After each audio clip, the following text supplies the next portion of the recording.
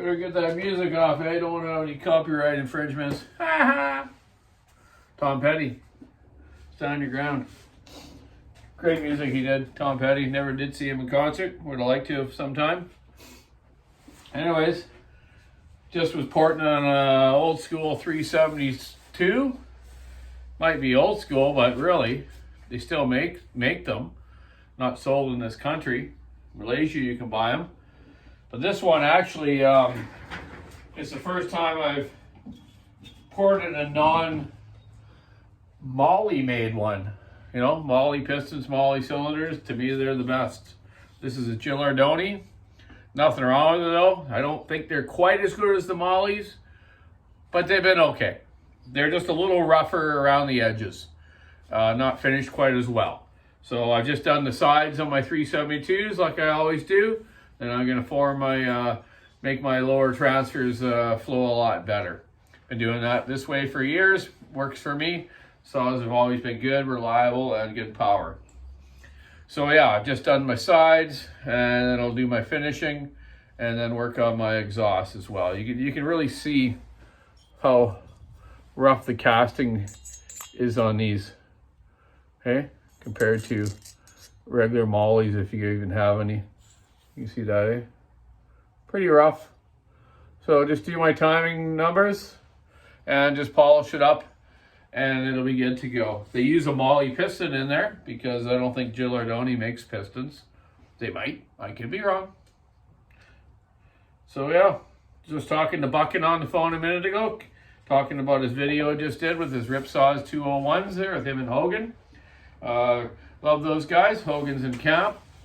And he's got the new Ripsaw 201 ported with my muffler on it and my regular stock one with a modified muffler on it. So, you know, I know the Ripsaw ones are probably going a little better. I've never had time or never even got into doing too many topping saws. I have ported topping saws. I have ported old Husky ones, 200T. I did a couple of them, but I really didn't think there was much need for it. They rip pretty good anyways, the 200Ts, but could always go better, right?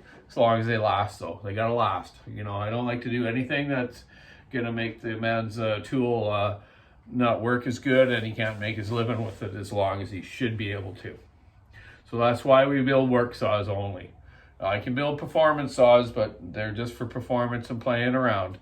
They're not daily users. So that's my aim, and you know what? After watching that, I'm gonna do a 201T up, just something to do, and just see how it works. And I'll give it to young Hogan there, Buckin's son, and see how he likes it, eh? He was talking about fuel mileage too. Yeah, you know, sometimes with some models of saws, they can get a little bit better gas mileage, but most of the time they don't get as good as gas mileage, mainly because, you know, you give it more intake time and it'll gobble more fuel. Some of those big block 375, like the 372s with the big bores, they're terrible on fuel, 15-20 minutes a tank, just like the 500i still. Not a very good gas economy on those ones. Bucking figures maybe got a little better when it was ported, but I don't know, we'll see. Every saw is a little different too, right? You know, you get one, you pour them exactly the same, one performs better than the other. You just never know, right? And that's the thing. I think I said to you the other day, 500i, 15-20 minutes on a tank. 592 Husky, 40 minutes. That's huge difference. Twice as long. You know, 592 or 500i, fall a tree, do $1, you're back at your gas jug. Maybe it wasn't designed for big timber, eh? Or it's a great saw though, don't get me wrong. Great saw, it just uses too much fuel. Just the way it is though, technology. So yeah, that's what I'm doing. Just doing an old school 066 right now for my friend Tom Friesen. Get that done. I had to put an insert in the spark plug hole. Spark plug hole was stripped. Got an insert in there, and I'm just porting it out for him. He bought this brand new back in the 80s, and it'll last him his lifetime for sure. You're gonna live till you're 100, right, Tom? Hope so.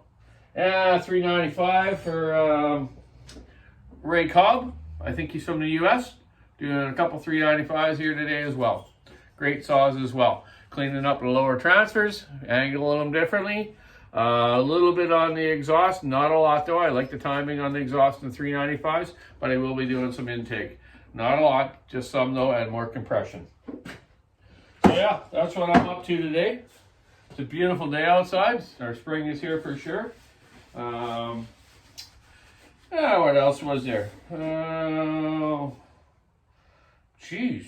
I don't know. Oh, working with the one of the engineers at Husqvarna. I had a couple guys here a week or so ago, and now I got direct contact with one of the production managers there at the factory, and just dealing with some of the issues of the 592. They're a powerhouse, great power. Just had a few issues, but they're on it already. And if you do have any problems, give me a message or ring me up and I'll see if I can solve it for you, or just give them some feedback as well so they can improve their machine a little better. It takes, always new saws take a little bit of time to work some bugs out of them, but wow, the thing has power. Probably the most powerful big saw out there now for sure, in that CC range anyways. We can't talk like 3120, 881. I'm talking, the 90 cc to 100 cc range, right? They're 92 cc's. Yeah, definitely outcuts a 395. Yeah, and better gas mileage. The nickel and dime you with all little things. 395s, always switch wires going and switches, little mounts on the carburetor, right? But overall, they're a good saw for big wood, big long bar. Can't beat them. Alrighty, so that's my Tuesday today, and packing up our house because we are moving. So I'll give you a little rundown of that new place pretty soon. Time to get back to work. Keep your saw in the wood, stick in the ice, rubber in the road. Check out the walkersawshop.com online store. Have a great week. Enjoy the weather. Get out and cut some wood, do some fishing, whatever you like. Oh yeah, our hockey team in Canada got beat last night by that Las Vegas team. They're a good team though, Vegas. Okay? Not knocking them at all. Let's see what happens in the next one. First game, no, it was 1-1. Now it's 2-1 for Vegas. Let's see what happens next one, eh? Go Canada to go. If not, there's some great Canadian players on that Vegas team. Both goalies are from Vancouver Island here. Check it out, eh? That's true. Hey, have a good day. Bye.